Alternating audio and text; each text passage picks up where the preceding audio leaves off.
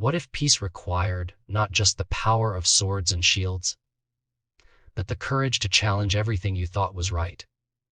Welcome back, everyone. Today we're diving deep into The Rising of the Shield Hero Season 4, Episode 10, where lines between heroism and leadership blur, truces hang by a thread, and our beloved Raphtalia steps into the spotlight like never before. If you thought saving the world was tough, try uniting a country teetering between revolution and tyranny. This is the episode where alliances shift, destinies are chosen, and a new emperor might rise. So, let's set the scene. With tensions in Q10 low, simmering, and the revolutionary army closing in on the old capital, Raphtalia is handed the most critical task yet. The water dragon Miko, Shildina, requests an urgent, private meeting, and she wants Raphtalia to come alone. Right away, the gravity of this request sends alarm bells ringing among Naofumi and the group. Remember, the water dragon Miko isn't just a mystical title. She's notorious for getting her hands dirty to protect the emperor at any cost. Still, Naofumi senses an opportunity. If he's ever going to lead, he needs to face the country's power brokers directly, so he supports Raphtalia taking this dangerous leap. Raphtalia's resolve is tested as her friends show concern, but ultimately she sets off, representing not just the rebels, but the hope for her suffering people. Inside, the meeting with Shildina is tense but respectful. Shildina proposes peace, offering Raphtalia and the revolutionary army a startling deal: cease all attacks in exchange for amnesty, government roles for the rebels, and even safety for their villages. For most revolutionaries, this would be tempting, but Raphtalia's heart aches for the suffering she's witnessed: ordinary people taxed into poverty, forbidden from defending themselves, and victims of policies that created more monsters than monsters themselves. With fierce honesty, Raphtalia declines the offer. She's not here for power or comfort. She's here to save the people, and she can't trust the promise of a system that's already failed them. But that's when the negotiations get interesting. Rather than shut down, Shildina pivots. She offers a genuine truce. The government will withdraw from the old capital and cede it to the revolutionaries, provided the rebels agree to peace talks. Even more, Raphtalia would get a private audience with the emperor, a chance to plead her case for true reform face to face. After some hesitation but sensing sincerity in Shildina's words, Raphtalia agrees. They part ways, both knowing they walk a dangerous line, but it's a first step toward avoiding bloodshed. Word spreads of this bloodless victory. The old capital is handed over peacefully, and Raphtalia tries her best to persuade skeptical revolutionaries that for once, the enemy wants to talk, not fight. Some see the turnaround as suspicious, but gradually they accept her leadership and vision. In the background, though, Shildina knows something the others don't. Privately, she asks Raphtalia a favor: if things go south, if the rebellion ultimately wins and the government leaders are doomed to execution, will Raphtalia take the throne herself, removing the crown from Ruftmila, the emperor, to spare greater bloodshed? It's a heavy request that weighs on Raphtalia and sets the stage for a major decision. Meanwhile, the momentum shifts rapidly. Naofumi, Raphtalia, and their allies begin using the time bought by the truce to make progress elsewhere. They explore the holy grounds, uncovering ancient writings in hero language and learning more about enhancing their weapons. An important discovery is the energy boost, a new power sourced from the hero's own spirit energy, or ep which can be tapped for magic and special skills.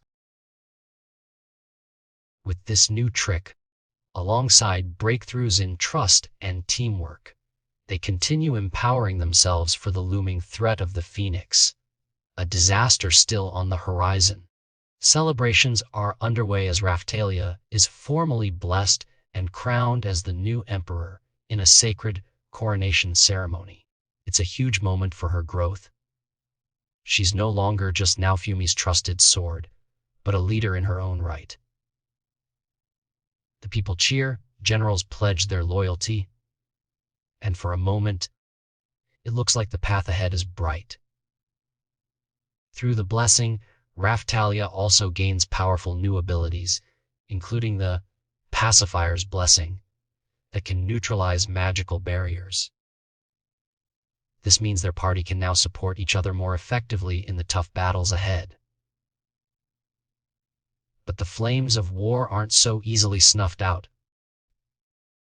Back at the seat of power, Mekina, the steely leader behind the throne, reacts with fury at the water dragon Miko's independent peace agreement. Mekina rants, calling Shildina a failure for placing the people's safety above blind loyalty, and demands that the rebels be crushed at all costs. Even though Shildina stands her ground and tries to plead for the suffering masses, Mekina's iron-fisted rule won't budge, and she is tasked with stopping the revolution, even at the cost of her life.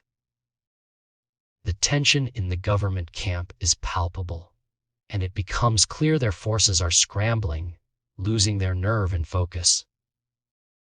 3 days pass. Rumors swirl from the capital. Some fighters want to break the truce, accusing the water dragon Miko and the government of plotting a sneak attack by drawing the rebel army away from strongholds. Anxiety spikes that the handover of the old capital was a trap, and impulsive voices urge an all-out assault on the capital before the enemy can regroup. It takes all of the SHIELD hero team's leadership to calm things down and remind everyone of the promises made, diffusing the chaos with rational counsel. Meanwhile, Naofumi and team regroup, preparing for new threats.